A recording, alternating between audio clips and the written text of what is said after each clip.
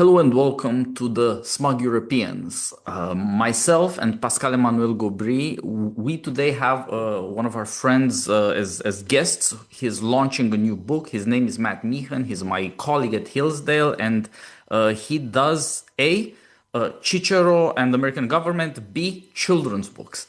And this is really what an hour of the podcast is going to be like, as the proud possessor of his children's book about little swans, signets for educated people, of which I am now one. Thank you, Matt. I am very happy to have him here. And Pascal will have even more to say since he's way more obsessed with style and design than I am and knows a lot more about what's so good about this stuff. But Pascal, you spent time with Matt recently. Tell us about Matt. Tell us about the book, and we'll have him jump in and speak for himself. That's right. Yes, I've been privileged to be friends with Matt for it's been a few years now. It's been a while. Since Matt when is since when blogs were cool. that's how long it was. Yes, that's how long ago. I'm just gonna say a very quick intro. So, as you pointed out, Matt is a scholar of truly phenomenal both depth and breadth. A true humanities scholar in the best sense, which is that he sees the whole, but he doesn't just stay at the surface. He also digs deep on occasion. Uh, and he also has an interest in writing children's books. I read and I still own the first one, which has wonderful, wonderful art. And to your point, the aesthetics of the books are as much part of the experience as the writing, which is great in general, but particularly great today because the aesthetics in children's books are just so bad and in a way that's it a insulting to children, I feel, and b just like poisonous because children can be drawn to the beautiful at a very young age, and if you you know a child's taste, it's a very French analogy, a child's taste, if you introduce a child to interesting foods from a young age, his taste will develop as he grows up much more easily, and that's true for food and that's true for art. Okay, in preparing this, I said we need to jump into Matt talking about his book as fast as possible, and I'm rambling already. So, Matt, I've said what I need to say. Tell us what the new book is, and talk about it. So, I'm in an awkward position amongst the smug Europeans because this is a pretty Americanist book. It's a big book. It's like big and fat. It's an heirloom kind of hardback coffee table edition. It's 395 pages. It's a massive kind of, as I've been saying to people, go big or go home for America's 250th this year. And it's in the tradition of Caxton and Lestrange, Avianus, Phaedrus. It is a kind of Aesopic volume that hasn't been done in 300 years. Like no one's done this kind of work in a long time. Yes, there are retranslations of some Aesop. There are some retreads. There are some, selections and simplifications. But this is actually a kind of a whole, a work. And it's full of American madcapery in that it has 13 chapters in honor of the 13 colonies, and it goes from region to region, starting in the Everglades at the lowest point, and it meets a character, Hugh Manatee, who then goes on a journey through the country. It's a long story we can talk about if you want, but he goes from region to region throughout the country, and each region is accompanied by a part of the text of the Declaration of Independence. And inside that chapter, you have nursery rhymes, some very old, some adapted, and some written whole cloth by yours truly, Father Goose. And then you have for the little readers, and there are actually parts for littles. There's an acorn in those sections, sort of marking it. Then parts for middles, a sapling, and then parts for bigs, an oak tree.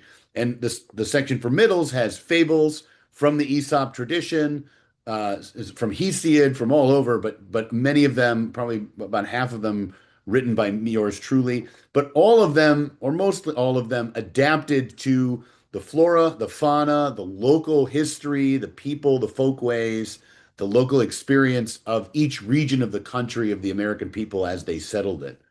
Um, and tied into little historical touches here and there. I can explain more later. And then Big's primary source material, short stories that I've written, poems from Americans that are of note and beauty, um, firsthand memoirs of the settlement of the country, letters from founders, and then these sort of a new genre I sort of invented. Frankly, it's a kind of think an Animal Farm meets a Socratic dialogue meets a bizarre sort of wife of Bath primary source proof texting, the humanities superpowers. He can sort of produce a volume of actual history and memoir from anywhere at any time, and he does so to comic and instructive effect repeatedly throughout when he meets his merry band of friends.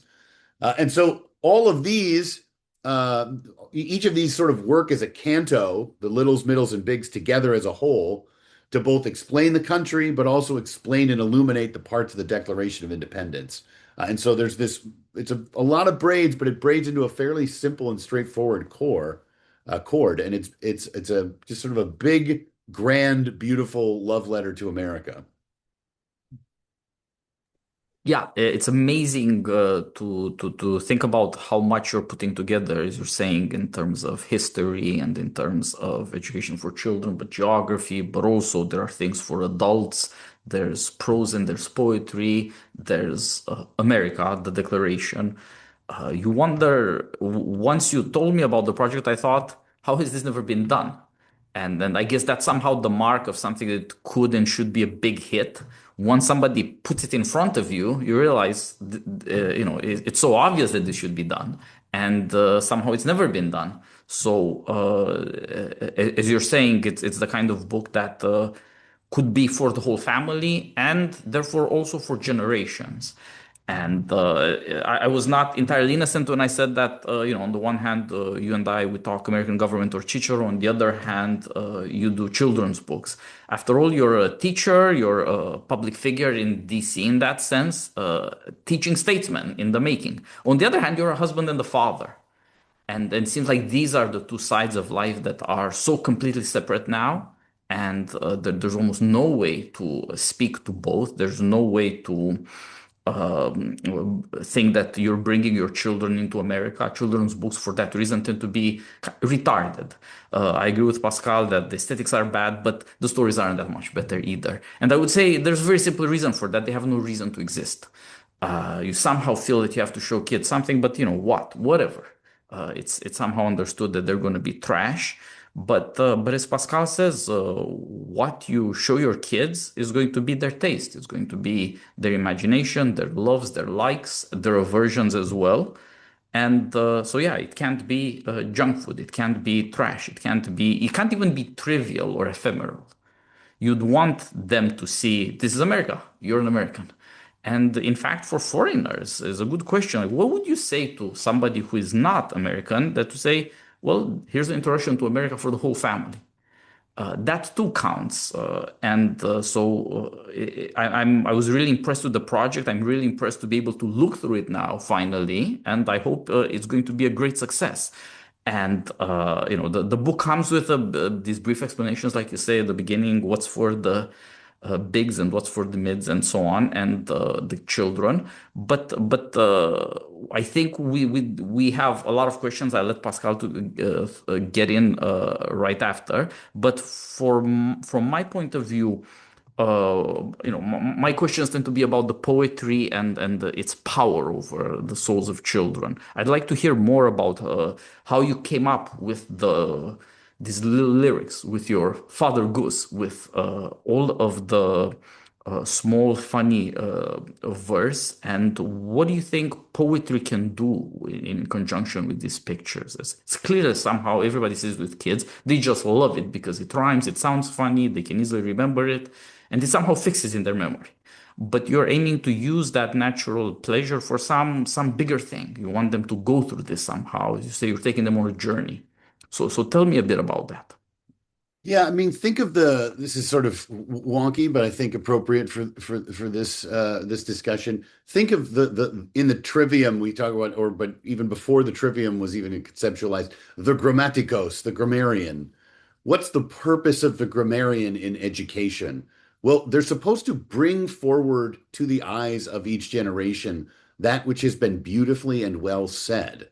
And the beautiful and the well are, in a certain sense, two different things, meaning it's both sort of good and true and it's beautiful, right? And the grammarian is the one who's supposed to be able to find those things because there are beautiful things that are perilously in error and lead people down the wrong path. And then there are good things that are somewhat ugly and stupidly put and don't sufficiently attract.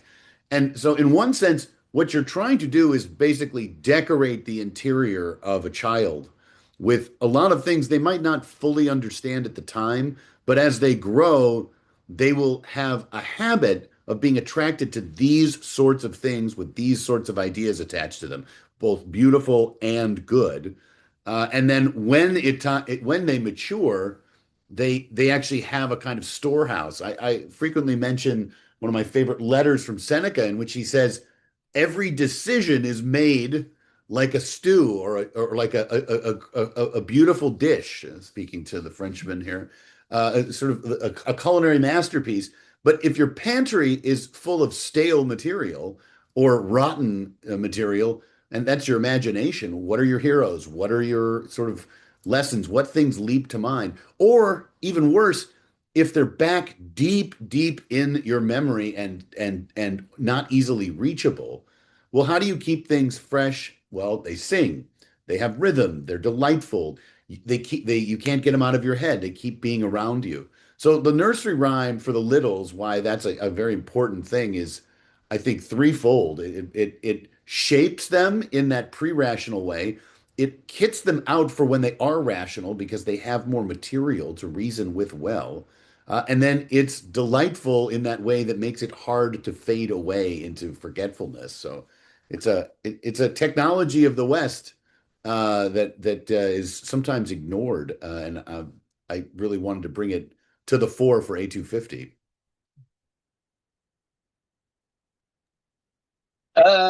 I guess it's my turn. Oh man, I have so many directions I could go into. I've been scrolling through. I don't have access to the physical book here in France, but I've been scrolling through the PDF, and it really is delightful. The art, the aesthetics, the presentation, everything is just beautiful. You showed the book. It looks well built. It looks like it has thick paper, which is very important. Um, uh, if I wanted to be provocative, I would, um, all this interest in the history of the peoples who settled the United States, the specific regions, the flora, the fauna, all of that suggests that America might not be an idea. It might suggest that America is a specific location that was settled by a specific people and that is lovable for that reason, which is not the catechism that I remember. Uh, but that's just me being a troll, which, as you know, I can't help. I mean, so if you look at the two big cultural objects that French children are raised on, and let me know how much of this you know or don't know. But the first one is the Fables of La Fontaine, who was a 17th century poet, very inspired by Aesop as well. And some of his fables are just the same as Aesop. The poetry is his, but the fable is the same. Some are loosely inspired, some are original. But very much I studied that work in preparation. and every French school child, still to this day in sort of in private schools, my children did it. Memorizes the fables, and the memorization is the important thing because the poetry is the important thing, and you learn rhyme and verse, and you learn the musicality of the language. Um, and so I applaud that. The other one is, which is less, classical, is Asterix, which is this series of Titus is not. They have a very good English language translation, which is all the more surprising because half of the humor is pun based, but like they're really well translated into English. There are these comic books about a Gaulish village, and they're really funny, and the two characters go on adventures. The great thing about Asterix, the reason why it's this undethronable cultural masterpiece, is because the jokes are layered such that there are jokes that work at every age. And so every child's experience with Asterix is he reads it a first time. It's like it's fun comic book adventures. He puts it down, and then he picks it up 2 years later, and there's a bunch of jokes that he completely missed and that he gets. And then he picks it up 2 years later, and there are jokes that only grown-ups can get. And not that they're quote unquote adult jokes, but they're like pop culture references or whatever. It's a no, There's a few. There's a little sauce in asterisk. just want to make it clear. I mean, it is very wholesome. There's like marriage humor, Yeah. and there's like schoolyard crush humor. That's basically as far as it gets. The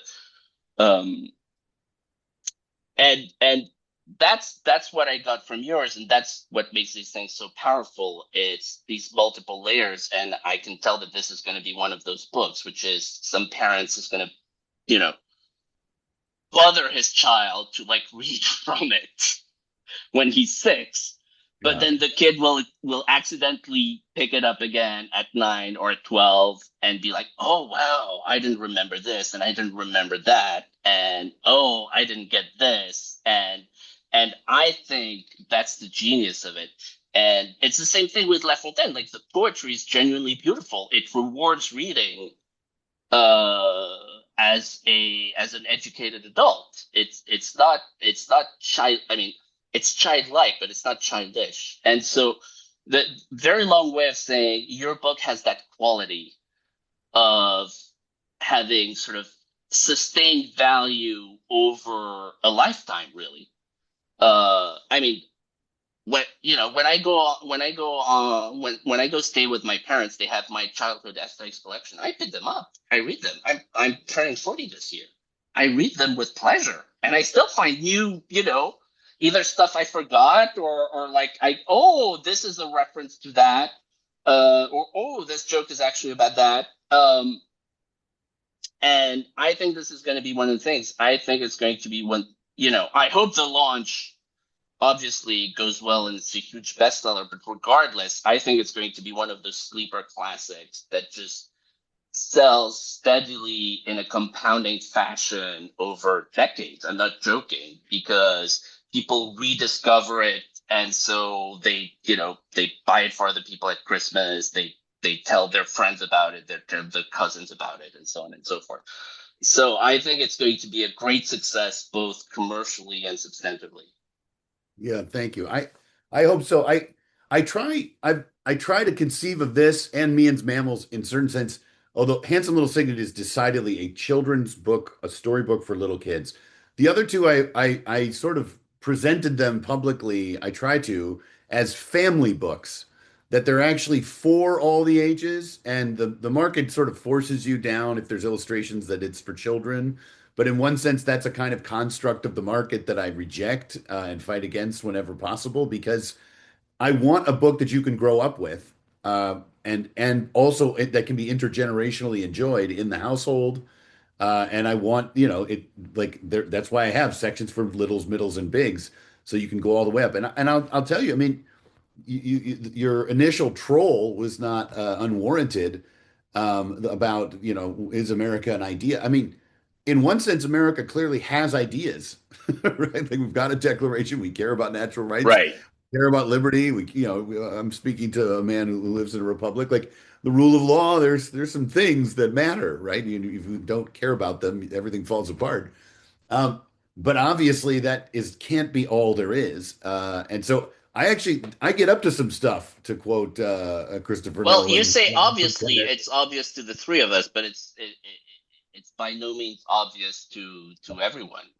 Right. But what I'm trying to do is actually in a certain sense like the troll is I mean we're all in this discourse we understand but in one sense we're addicted to the dichotomies and like the actual thing itself is both of those things, obviously, right? Like we do care about the Constitution, we do think about the Bill of Rights, we do think that that has something to do with nature and nature's God. Like these are things that we think, but we're also things, right? So we've got to do all of it. And I'm trying to actually get past that debate but having it too, right? Like the book itself is just an artifact that you can argue with, and but you're already losing if you're arguing with the artifact, right? The Right. artifact just having its power in the people by being read and enjoyed. And I think that's where a lot of times people who care about these things don't avail themselves of the power of the poet.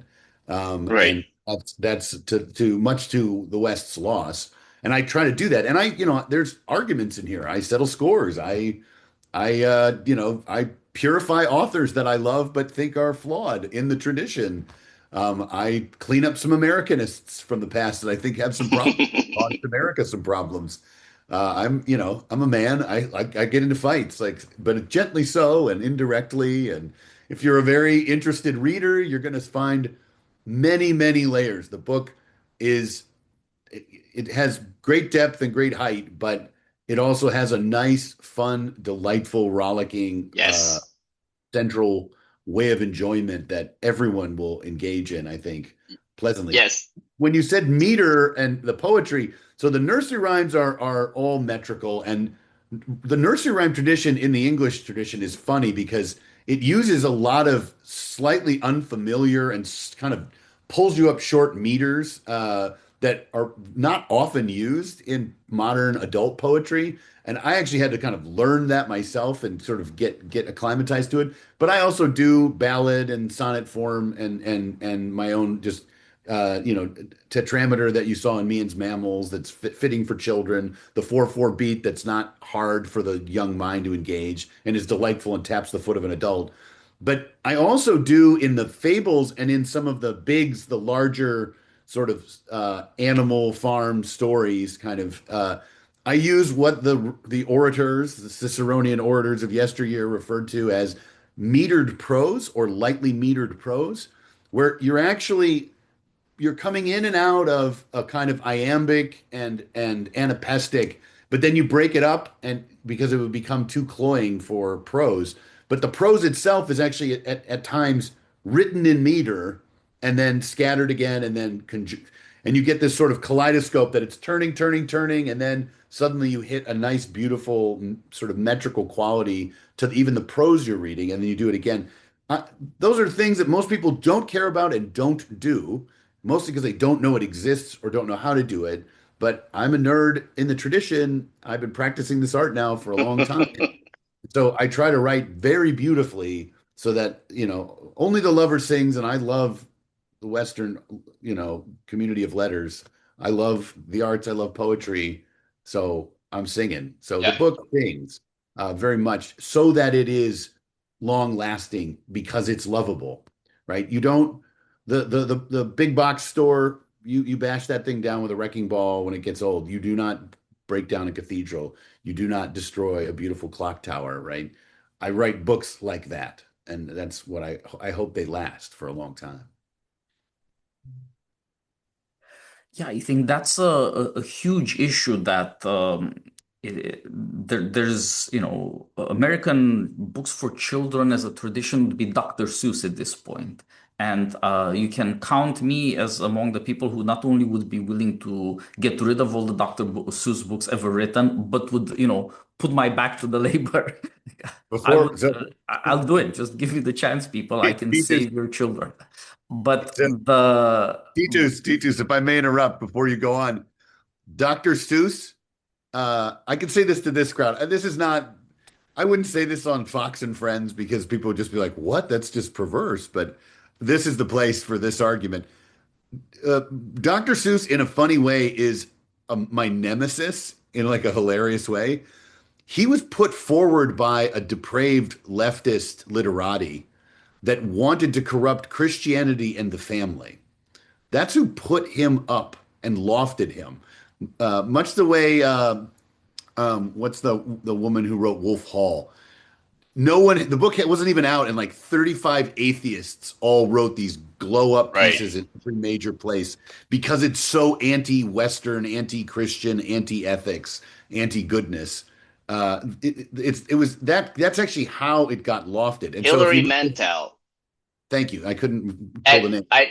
I have to interrupt 1 second because anybody watching this needs to Google Hilary Mantel First Things. There is a wonderful essay in First Things about Hilary Mantel that in particular unpacks the part of her memoir where she herself describes inviting a demon to possess her when she was a child.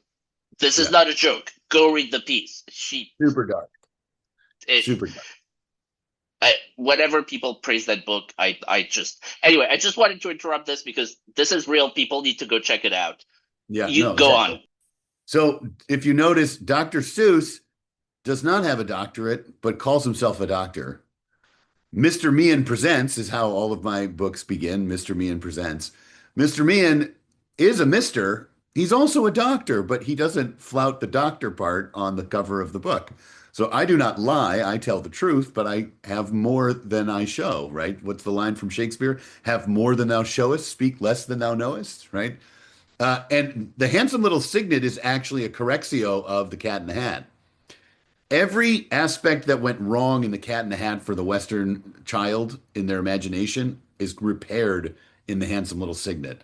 I'll give you just two examples. Mother is a working mother with no father in the house, right? And so the patriarchy is dead in that book. And in the handsome little signet, there's the strong father who actually protects and guides the son, right? Doesn't protect him from sin, who can, but does try to help lead him well and lead his family. That's one. Two, he said that the fish in the Cat in the Hat, the fish, I wanted a nasty cotton mather, a hideous Christian conscience that was impotent and hateful. And that's what he wanted to depict. And that's what the fish is. Do not play with this cat while your mother is out. Do not do it. No, no, no.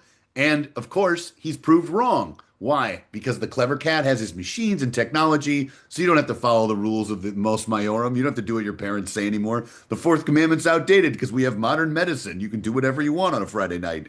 It's a total insanity. Never mind thing one and thing two and the Freudian id and ego and the boy playing with the mother's dress. There's all kinds of creepy stuff in that book, actually. But so I have the fish in my are actually they're not scolds or lecturers, the ichthus, the Christian symbol, right? They actually heal. They kiss the signet into health and they clean him and restore him to his family. So anyway, that's my last book. I'm trying to talk about my this book, but Seuss and there's a couple different children's authors that I take as my I really love them and I enjoy them, but I don't think they're good. They're clever, they're witty, but they're not wise. And I try to do both witty and wise, and try to replace their work in a certain way. And Seuss is one of them. Shel Silverstein's another.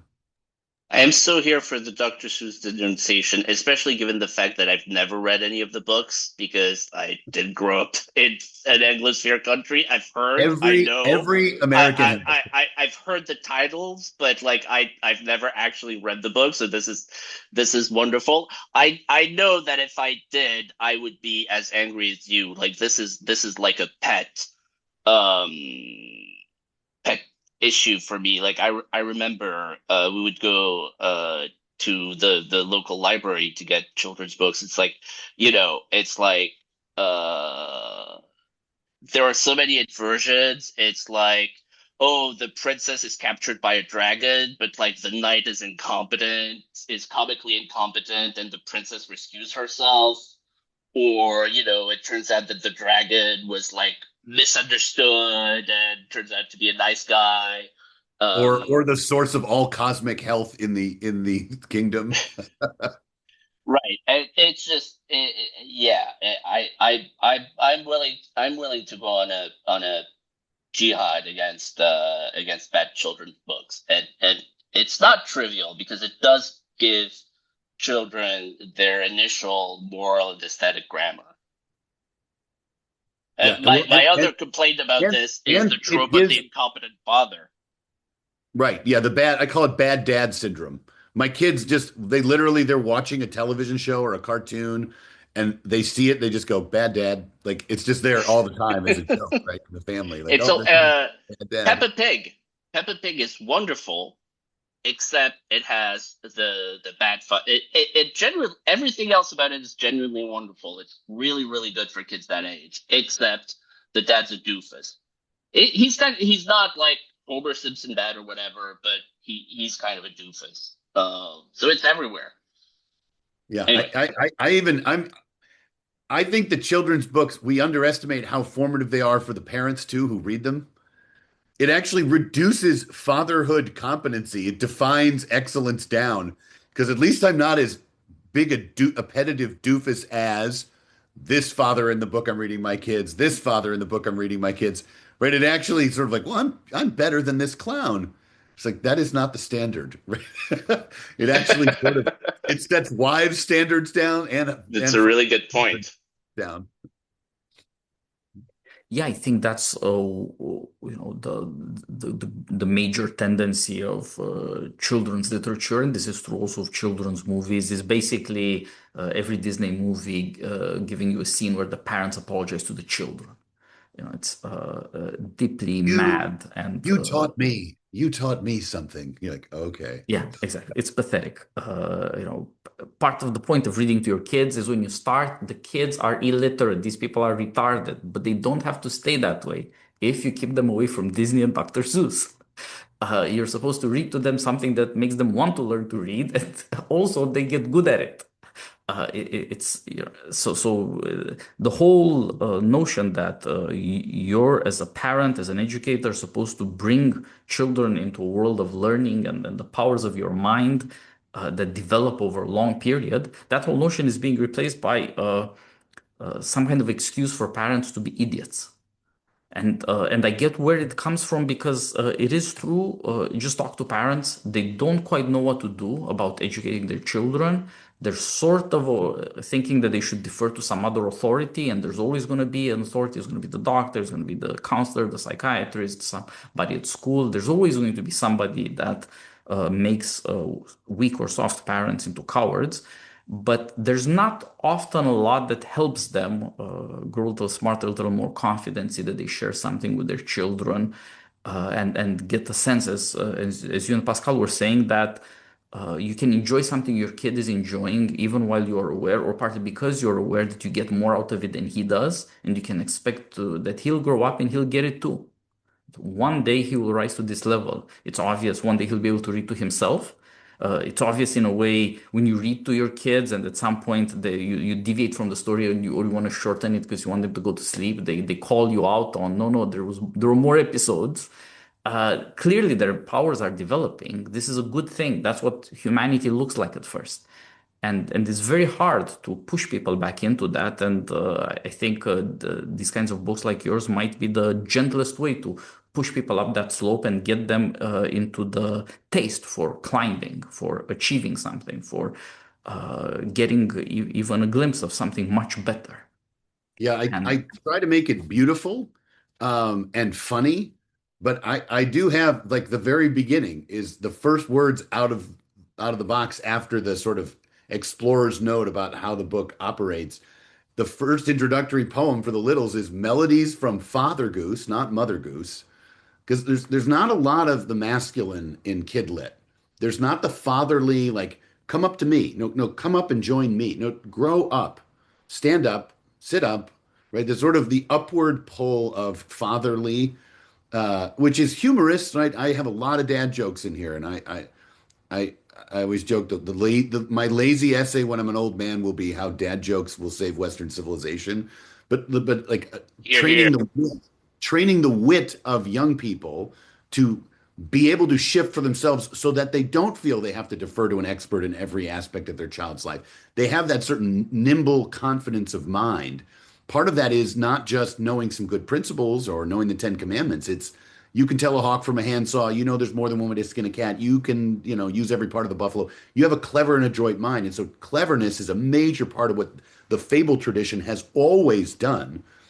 And we tend to select the easiest and dumbest smooth brain fables, right? And for our modern collections, whereas the simple ones are juxtaposed a bit against complex ones in the tradition, so as to cause you to start thinking about, well, I guess it wasn't as easy as I thought, because the first one set me up for a fall.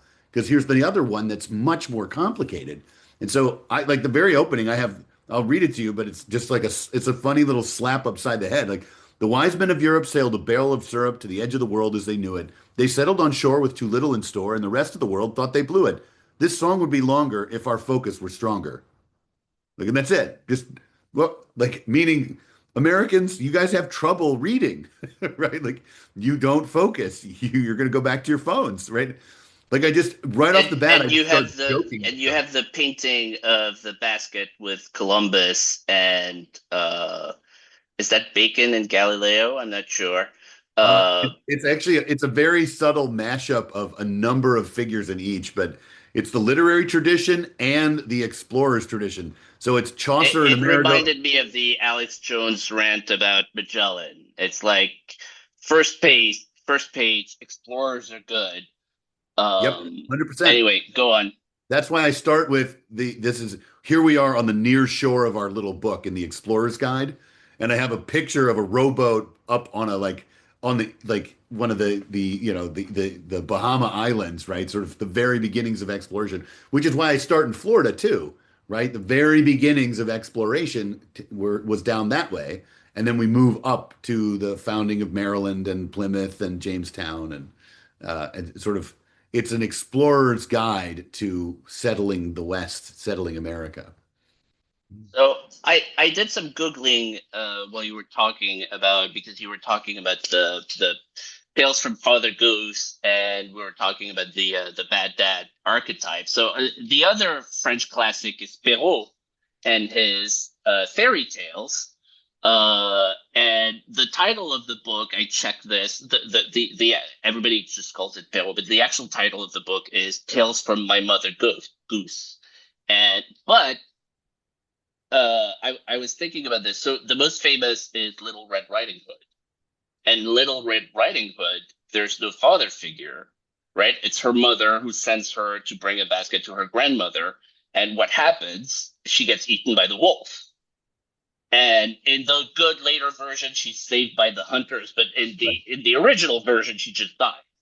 right. And of course the and again like the there's like a moral of the story section in the original version. The moral of the story section makes this explicit, which is the wolf is a symbol for men who try to sleep with young women who are not yet married. And so the absence of the father figure causes Little Red Riding Hood to be eaten by the wolf.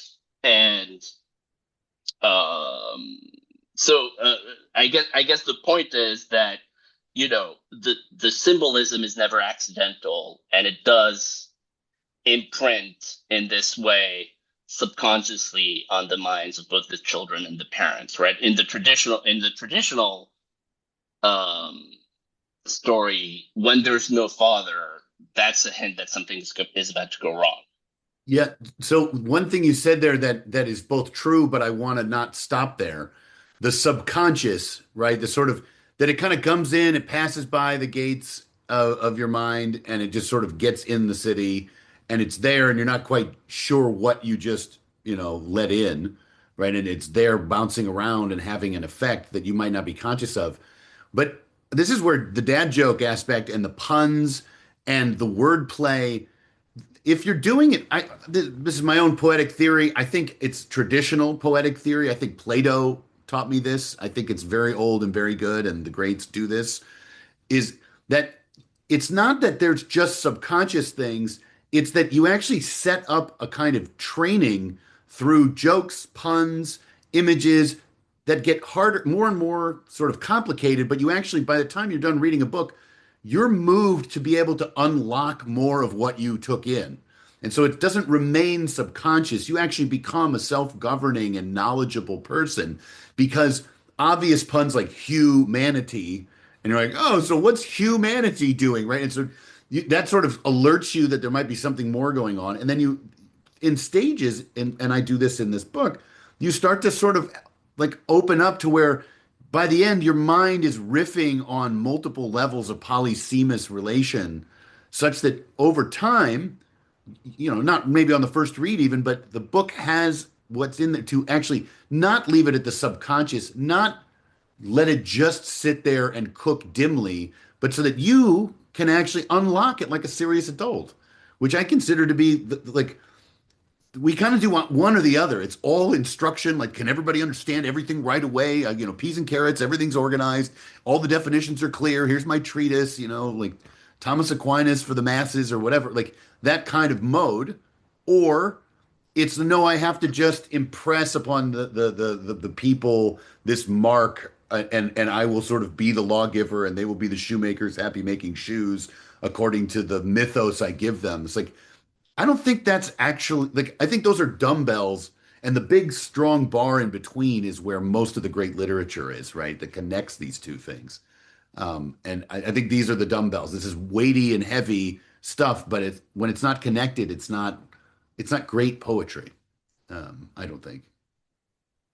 So we've gone through a few of these related things. One of them is your arch nemesis, Dr. Seuss, in the struggle against which I will help. And another one is this notion that everything should be spelled out, as opposed to training yourself and your children to spell things out gradually so that you notice that you have made progress and therefore that you can make progress, that you can achieve more and begin to ask yourself what it is that you could really achieve. So maybe we could get to this thing as well. Another one of the things that bothers me about not just children's books, but this ran up the stream from children's book to taking over everything, is the lowest kind of trash fantasy. I'm old enough to remember the end of civilization with Harry Potter. I could see my peers go from reading novels for high school students turning into this. I'm not gonna say too much about this stuff, but there's a continuous dumbing down that's followed. Everything turned into fantasy, and the fantasy turned into trash. 2026 is not some great dawn where J.K. Rowling is in tears because such beautiful things have come out of her influence over children, writers, and now everybody's so much better. We don't have great fantasy. We don't have great imaginations. Things are, trash, and it comes in a couple of varieties. It's Disney destroying its intellectual properties, or it's people who are trying to politicize these stories with their favored identity, from sexual deviancy to political psychopaths. So, you've got options, but all of these things seem somehow horrible. This struck me when I saw your book, and in fact, ever since you told me about the project, because you seem to be going into the complete opposite direction on the very issue of what is the role of the imagination. We're not talking about unicorns in your book. We're not talking about minotaurs. We're not talking about vampires. You're somehow looking at America, the geography, the history, the fauna, the flora, and so on, and you want to use the imagination to turn people in the direction of reality. It's as much. I mean, there are talking animals, though. And trees and mountains. Uh, yeah, but sure. But the point is that the trees and the mountains exist, and so do the thoughts. They just don't go together. What I'm trying to get at is that best summarized this way: that what I thought about, partly because of your book cover, was not reading to your kids in the weekend afternoon or in bed at night, but reading on a great American adventure in a station wagon, or I guess if you've really made it in an RV, uh, as though you're trying to get people back into America out of this fantasy land. So yes, in fact, the longest chapter in the Everglades is the low standing water where Virgil the black bear exists.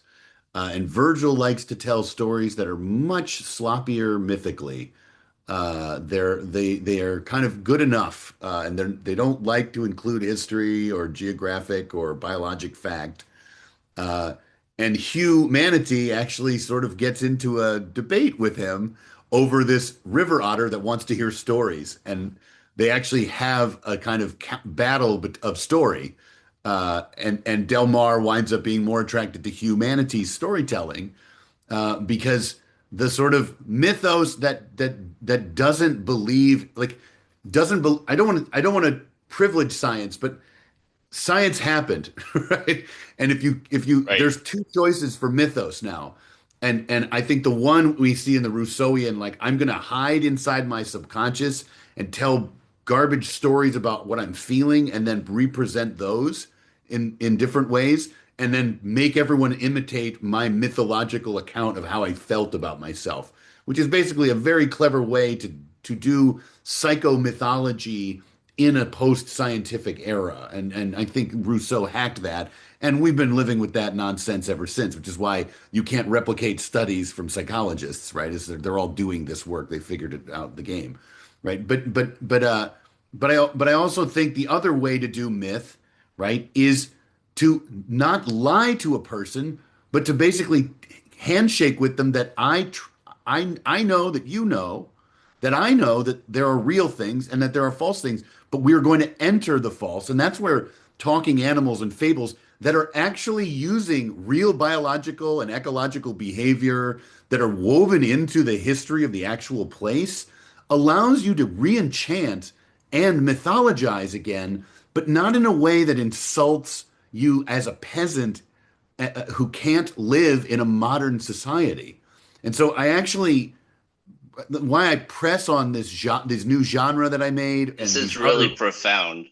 yeah I just I want to think say it, that. thank Go you ahead. I think it's so important that we because everyone's reenchantment like the right talks about this all the time and then what do you get what's the product a sort of garbage ghost story and that nobody really wants to read except for nostalgic, ideologically driven people, right? Who think that I should read a ghost story to re-enchant.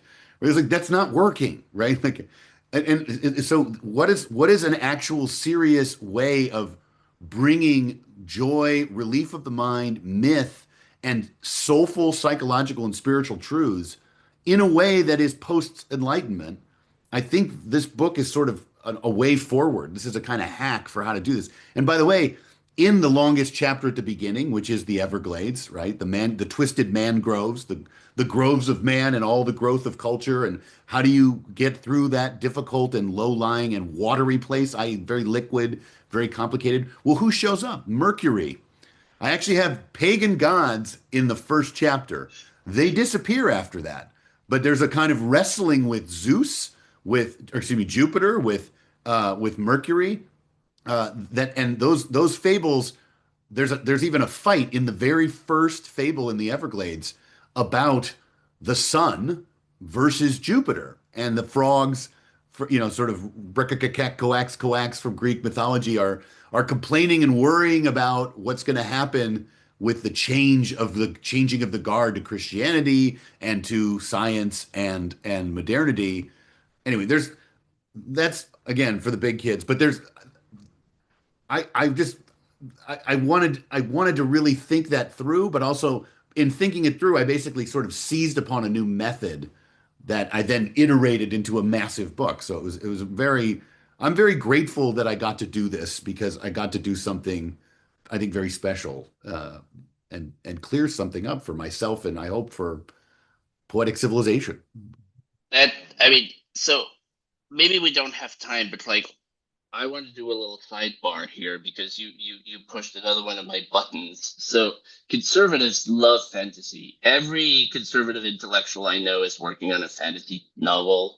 Uh, I hate fantasy. I mean, I love the Lord of the Rings, and I recognize Tolkien's genius. Um, but like I I never read Narnia, and I have no interest in reading Narnia. I just don't like fantasy as a genre at all. Whether it's like Christian or conservative or whatever, I just don't like fantasy as a genre. I recognize that with every genre, the best of the genre is sort of transcended and are great works of art on their own. And that's to me that's so keen, and I'm sure there's a couple others. I hated Game of Thrones, and not for like political reasons. I just didn't like it. Um, yeah, I wanna get conservatives unaddicted to fantasy. I agree with you that it's kind of like re-enchantment on the cheap. It's like it's to re-enchantment what porn is to sex. It's a re-enchantment ex machina. Um, yeah, talk about that if you feel like it, and if we have time. But I think that's something I've been thinking about a lot, and you seem to have to as well. No, I definitely do. I mean, I loved Lord of the Rings. I read the Chronicles of Narnia. Like I like fantasy. It was fun. Madeline L'Engel's A Wrinkle in Time, I thought was a really neat fantasy sort of sci-fi book. Part of me, part of me thinks that there is actually a sort of latent Baconian tyranny in the poetic soul that wants to world build. Sorry, my friends who are all building worlds, but like, meaning the Game of Thrones, George R. R. Martin, who literally stage named to be the anti-Tolkien, right? Like Tolkien's like, I'm going to build Middle Earth and I'm going to world build this thing that is going to kind of create a kind of fantasy land that gets beyond scientism, et cetera, et cetera. And he did it. He did it successfully, and he did all this purifying work. I learned from Tolkien about correctio. Like I was talking about, I like to correct authors indirectly. He corrected the entire saga tradition of the Northern peoples, right? Like that's what he did. He purified those old stories, the Vikings and the Icelandic sagas. He Platonized them, Christianized them, rationalized them, but beautified them and chivalrized them. Like just it's an incredible work. But at a certain point, right, like put it this way, if you can accept a world that Tolkien built, i.e., the world that we all know from other just being well formed in the tradition, right? Then there's lots of other work to do, right? And this is where, like, for me, the fable tradition, like, that is, you can build worlds indirectly about the great categories, the deeper magic of like action and contemplation, war and peace, right? Life and death, body and soul, like all these categories that you need and have to be properly understood, grace and nature, which, that's what world building's about for Tolkien, I think. Well, you can do that indirectly, I think, through the fable tradition, which I try to do. But what you can't do as easily is the sort of training of the wit of someone to be a really excellent moral agent, right? They tend to sort of be like comfortable and happy and celebratory and joyful and good, but not excellent. And I think excellence, moral excellence, the moral technology of a truly witty, wise, leaderly soul, which America, the demand is our citizens are supposed to have this. It's a very high bar. We fail all the time, but doggone it, if we don't have the instruments like this book, we're going to fail harder and faster and forever. So I think the fable tradition in particular, and this kind of sort of crisper, more wide-eyed and practical, mixed with the impractical and the fantastic, is my preference for at least for a time. And I think even that can get stale and tired, and so I don't fault the turn to fantasy in the 20th century. I fault the inability to pivot and diversify. if that makes sense. I know what you mean, but fantasy is, it's a ghetto. That's what it is. You can be comfortable here, you can never get out though. Whereas I think the American tradition should go back to Mark Twain, should go back to some things that are wittier, funnier, can be skeptical of things, and use a kind of playfulness to get rid of ideology. That's a necessary education for children and especially for boys. The making effeminate boys, a lot of that is actually comes out of fantasy because it offers you a cheap version of the beautiful, that is the morally beautiful, the noble. So yeah, I think It also, Titus, that's basically true. it also sets your soul to receive for a very long time, right? Meaning the world building is sort of like lay back and be ravished by the images forever, for chapter after chapter, for volume after volume, for world building, planet after planet, for, the further explanation of the rules, right?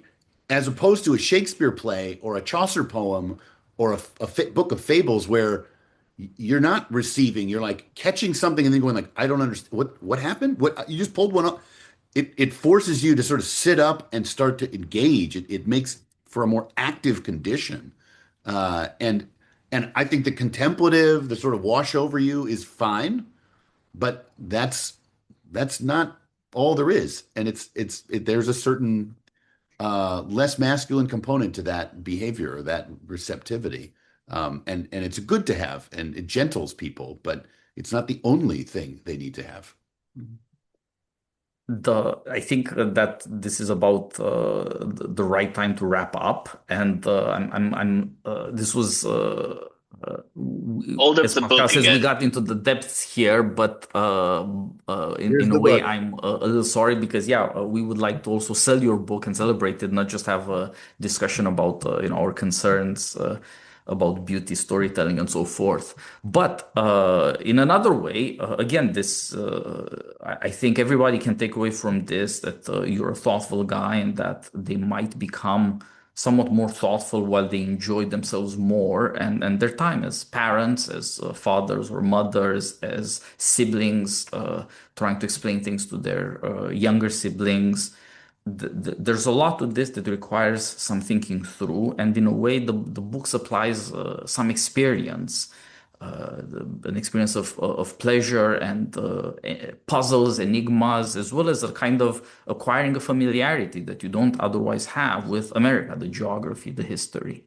So this has been in ample evidence in your conversation, and so everybody just get the book, go buy all of Matt's books, and Yes, this will all be of good them. for No, your seriously, family, they're all your very good. friends. I read the two previous ones and I browsed the PDF of the third one. So Yeah, there you go.